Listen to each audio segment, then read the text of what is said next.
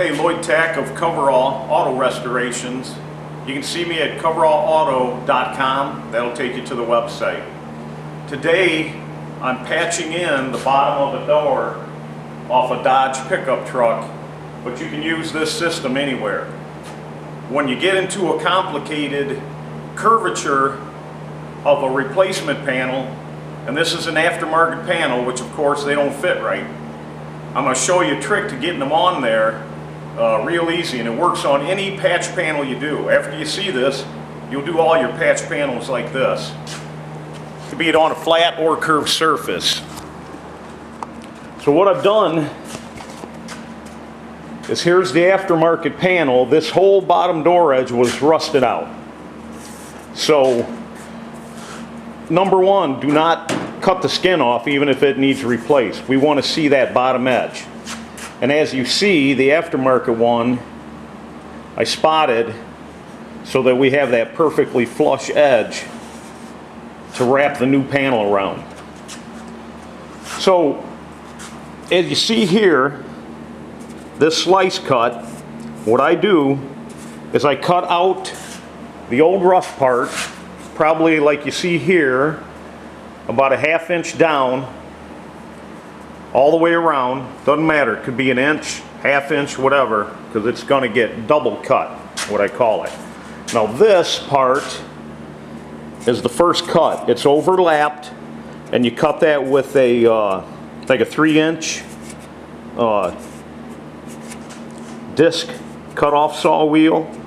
And when you do the overlap, and this edge here is perfect in place, and you've got this edge here up as tight as possible, clamp that in place, do your cut, and that piece will fall right into where it should be. And then you do a little work making sure you get this corner in. Now as you see here, we get a bit of a bad cut because of the cutoff wheel, and you can't get your body saw in there yet. The body saw is the trick to this system. So once this is in place,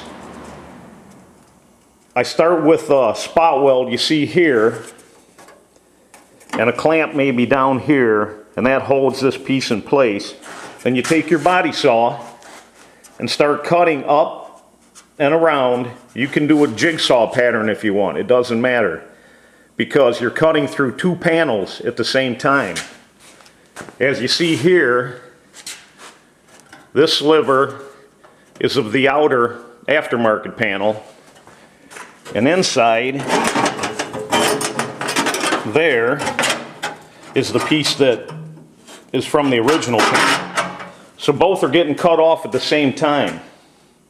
But before that, as this panel is placed, I'll put a spot weld about every 3-4 inches down the panel, making sure, in this case, that my bottom door skin is perfectly flush. That's the key to that. Because when this top panel's welded on, this will be your new perfect straight edge for your door skin bottom. So as you're coming along here with your body saw, you'll come up to one of the spot welds that you had put in, and a lot of times I'll saw right under that previous spot weld. And when you get to that spot, you'll spot them two sheets together, making sure that you pulled that sliver of old panel away so you don't weld it back on to your new panel. And I'll keep doing that as I go, pushing this in, and I use, like this, an old saw blade as my gapping tool. And you'll leave that in when you hit your spot weld, because it'll want to constrict. So I keep a little pressure on it, and you can use that to level your two panels. So you keep doing that, cutting out sections to a spot weld. As you see here, I cut out to this spot weld, then respotted it. Then I go down here to this one, then respot it.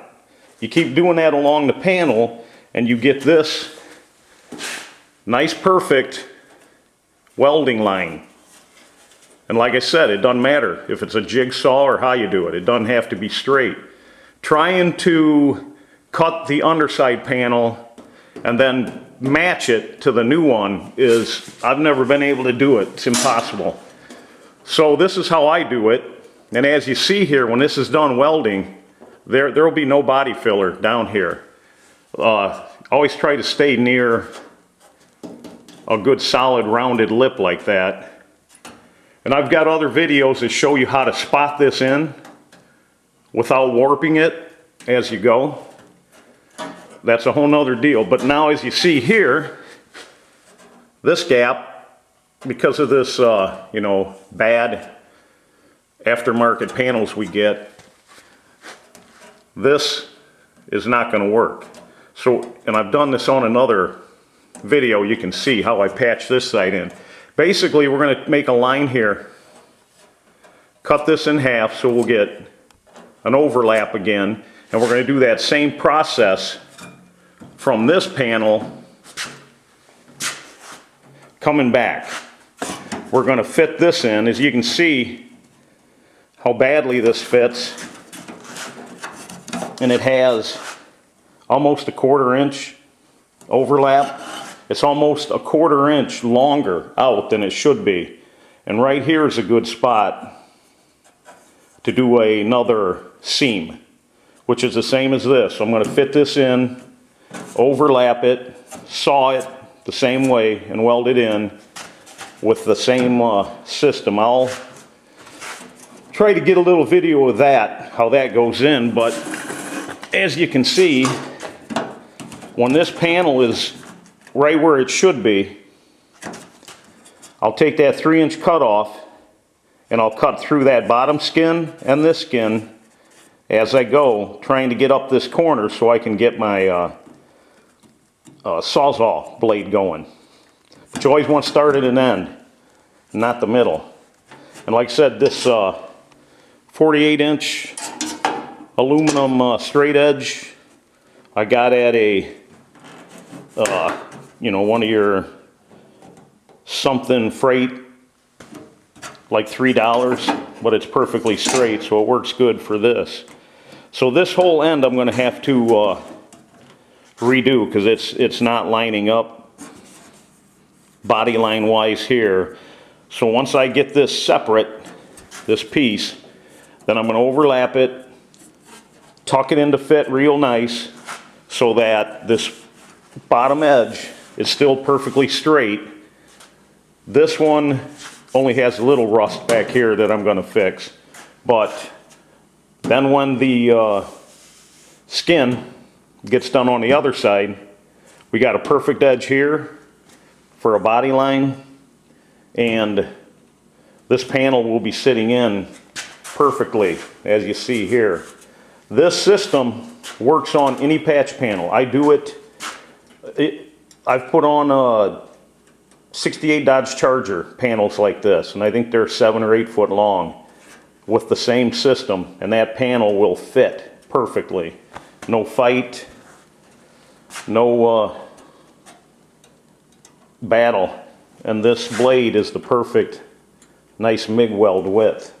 So I'm going to get this finished up, and when I got that set in and done, I'll put it back on the video for you.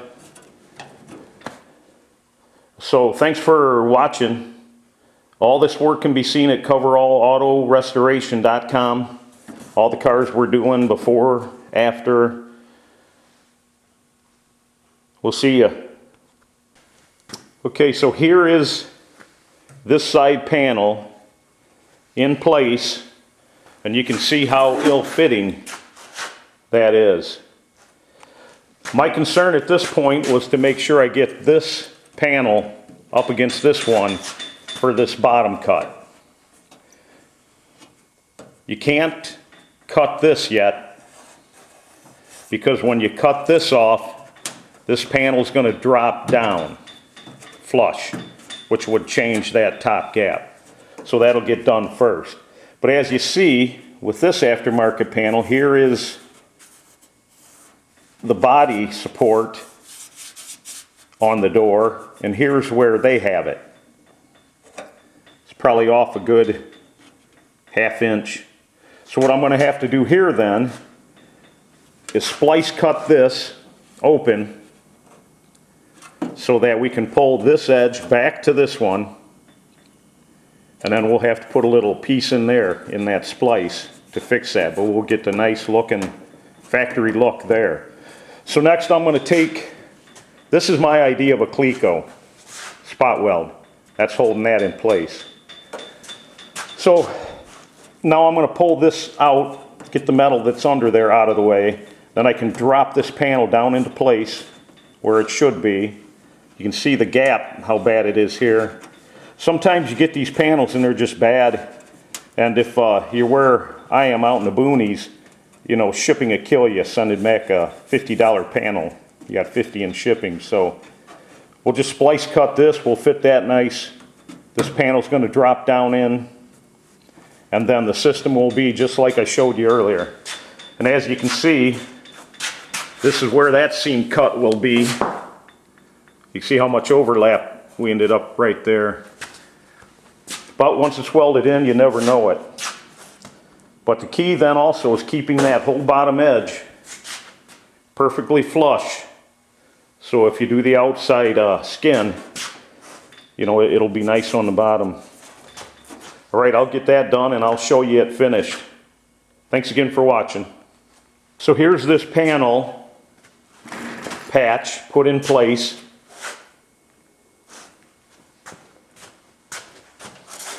As you see here, I had to seam cut this to get this edge to fit where it should be and to make sure that this is exactly the same. That's our #1 care. So a seam cut got this out to where it be. That just shows you how bad these panels are when you get them. And then, I don't know if you can see this, a little bit of a pucker on that to get it. We know this is correct. So to get this shape to go back in here, their press probably isn't, you know, the quality of it. If we would have put this patch all the way around the corner, it might have been okay, but it may have hit an inner structure. So we want to save inner structure as much as we can. So what I've done here is put a little hammer line up and spot welded the middle first, and then another one over here, and it'll get one here. Then as I go in doing that, I'll keep spot welding the edge now. And if you got to use a torch, a little heat right here, being it's not touching anything, it won't hurt, won't warp it. So you can heat this up if you wanted to and work that in. This is just one way I do it. These edges are always lined from the stamping, as you can see down in here. So a few lines in there won't be a big deal. And if you don't like them, you can always finish it with a little body filler. But as you see, this will use very little, if any, body filler. I'm not going to show you how to spot weld them in. Stitch welding is what I do. I'll put a spot in between these two until I'm about an inch away from each spot, grind them down, and then weld them in together. You can see that on another video of mine, and a lot of guys do it different ways, MIG or TIG, it's up to you. Just keep the heat down so you don't warp it all up. And that's it. That's how you put in these troublesome aftermarket, what I call patterns, because they're sure not replacement parts. Thanks for watching. Check me out, coverallautorestoration.com.